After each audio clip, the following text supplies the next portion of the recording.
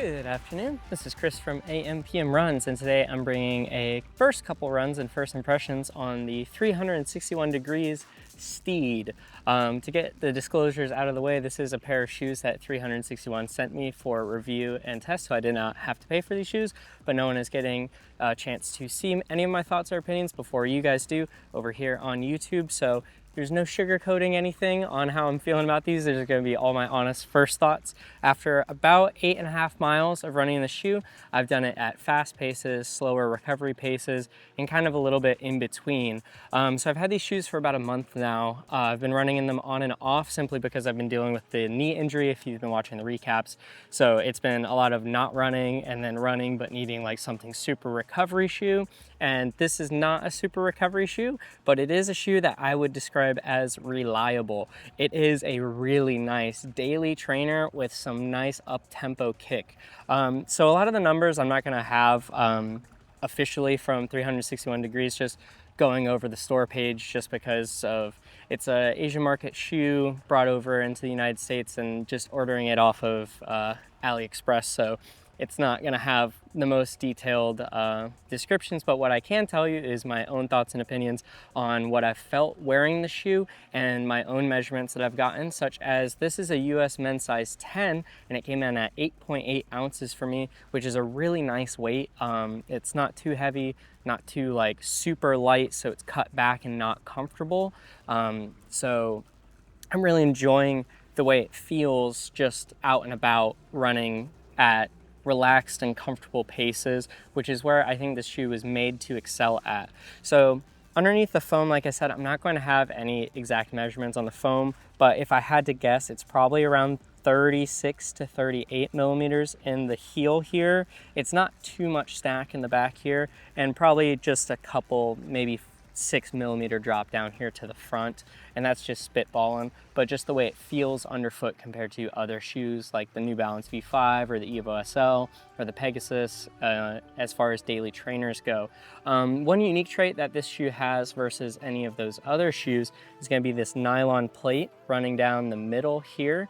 I will say it helps kind of spring it all together and kind of make it feel like you can go a bit faster during those slower, more steady races, kind of just guiding you along at like, hey, there's a bit more like spring back as you're going throughout the race, which brings me to the bottom of the shoe here, which is absolutely covered in a gigantic layer of rubber here, which is a really great compound in Outsole.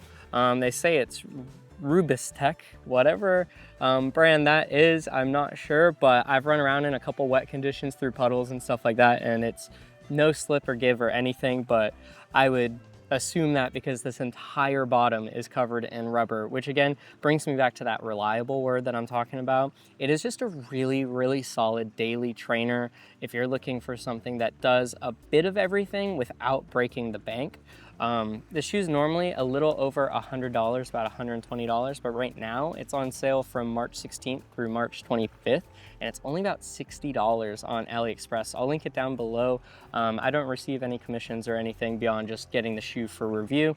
I just want to throw that out there. If you are looking for a reliable, comfortable, kind of do-it-all shoe, this is a great sale for everything that you're getting here. The foam compound, I couldn't find exact wording on their website, but in the item description, it mentions it as an EVA foam, and I'll show up some clips of how it compresses kind of just walking around and kind of doing my squish test as I usually like to do. It is a comfortable squish. It's not anything extremely squishy like the Evo SL where it really all collapses underneath and then pops back, or the marshmallowy kind of collapse and set back that the Rebel V5 has. It's kind of closer towards the Zoom X foam that you would find in the Pegasus, but my feet get along a lot better than the Zoom X foam found in the Pegasus Plus. With the 361 Steed, I'm much bigger of a fan of the way this foam compresses and springs back. It has much more liveliness to it compared to the Zoom X and the Pegasus Plus. I'm excited to see the new version of that shoe, but for right now, I would definitely rank the way this feels underfoot above it. So talking about more of the feel and general characteristics of the shoe here. It has a really thin, lightweight upper here. I'm not sure if you can see it from here, but you can kind of see straight through to this cage underneath with the non-gusseted tongue here. But the tongue itself is quite padded and tall, so it kind of negates the need. It definitely stays in place once you get it laced up and gusseted and tied down up here. Up at the front, it has this nice kind of rock preventer of damaging the front. It's a nice little like plastic film over the top, and I was a little worried because I've been having a lot of issues of bashing my toes in the front of my shoes, but I did not have that issue here. The plastic's really malleable, so it didn't hurt too much. Hurt at all, I should say, beyond my normal toes achy.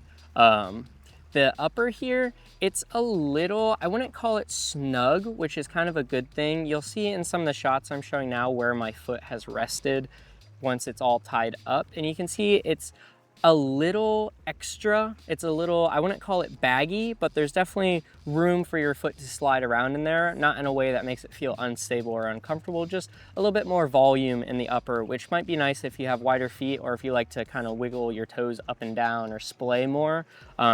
You'll find that to be a nice detail here.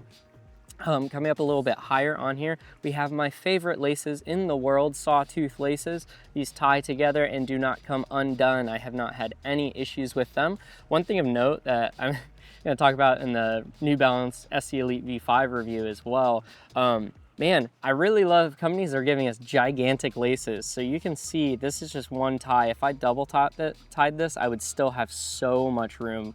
You'll see it in the B-roll, but these laces are long. So if you need to get a runner's loop or any extra lockdown for any reason, again, the sawtooth and the lockdown is pretty good as is, but if you need it, you definitely have the room. You don't need to swap out laces. You don't need extra laces. These are perfect. The absolute antithesis to Adidas's laces right now.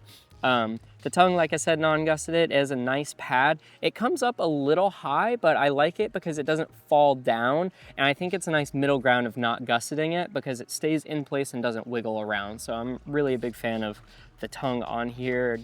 It prevented any kind of lace bite or anything funky. Absolutely just nice upper in the way it feels. Towards the rear here, you have a nice gentle padding. I didn't experience any heel lift or anything egregious here.